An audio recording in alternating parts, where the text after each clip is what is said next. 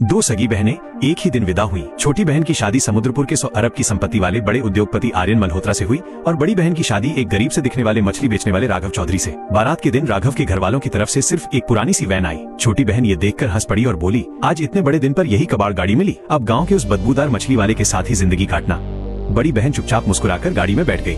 उसे क्या पता था कि इसी पल से दोनों बहनों की किस्मत करवट लेने वाली है। जब वो ससुराल पहुंची तो दरवाजे पर उसकी सास सावित्री देवी सूखी मछलियां अलग कर रही थी। घर साधारण था, लेकिन जैसे ही वो अंदर खाना खाने बैठी, चॉपस्टिक नहीं बल्कि शुद्ध चांदी की बनी चमचे थी। टेबल पर आम खाना नहीं बल्कि केसरिया खीर, काजू बादाम से सजा शाही पुलाव। उसने एक कौर चखा तो स्वाद किसी 5 सितारा होटल से भी बेहतर था। सावित्री देवी हंसकर बोली, अरे बहू, ये हमारे गाँव का साधारण खाना है। लड़की को बात कुछ जमी नहीं, कौन सा गरीब घर रोज किंग क्रैब खाता है। तभी राघव घर लौटा, हाथ में मछली के शल्कों से भरा एक लाल थैला था। वो बोला, ये तुम्हारे लिए छोटा सा तोहफा है। लड़की ने सोचा शायद मछली या कुछ सस्ता सामान होगा, लेकिन जब उसने थैला खोला तो अंदर दर्जनों चमचमाते सोने के कंगन थे। वो हक्का बक्का रह गई। राघव बोला, अगर पसंद नहीं तो और कुछ ले आता हूँ। सास ने डांटते हुए कहा, मैंने तुझे कितनी बार कहा है, बहू के लिए कुछ ढंग का लाया कर। इतना कहकर राघव ने जेब से एक डिब्बा निकाला। लड़की ने खोला तो अंदर बड़े बड़े हीरे जड़े हुए थे। वो अवाक रह गई। सावित्री देवी बोली, हम लोग तो बस मछली का काम करते हैं, ज्यादा समझ नहीं है हमें।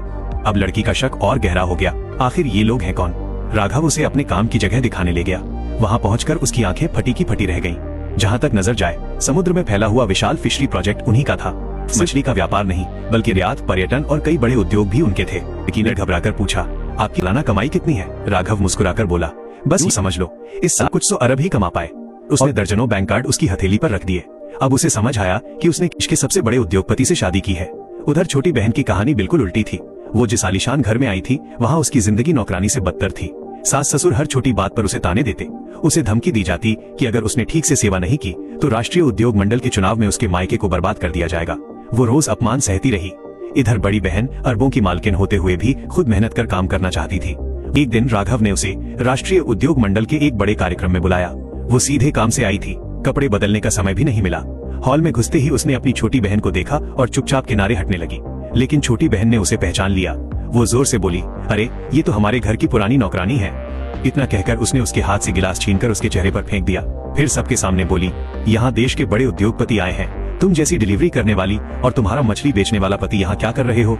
अपमान यही नहीं रुका, उसने उस पर चोरी का आरोप लगा दिया और अपने लोगों से कहा कि उसकी तलाशी लो। धक्का मुक्की में उसकी कलाई से सोने का कंगन दिख गया।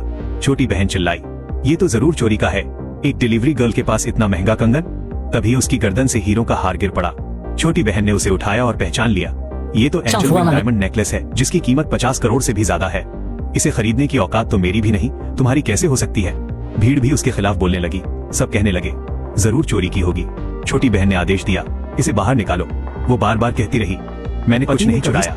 और तभी हॉल के दरवाजे जोर से खुले। पार्ट 2 के लिए अभी लाइक करो, चैनल को फॉलो करना मत भूलना और कमेंट में जरूर लिखो पार्ट 2 चाहिए।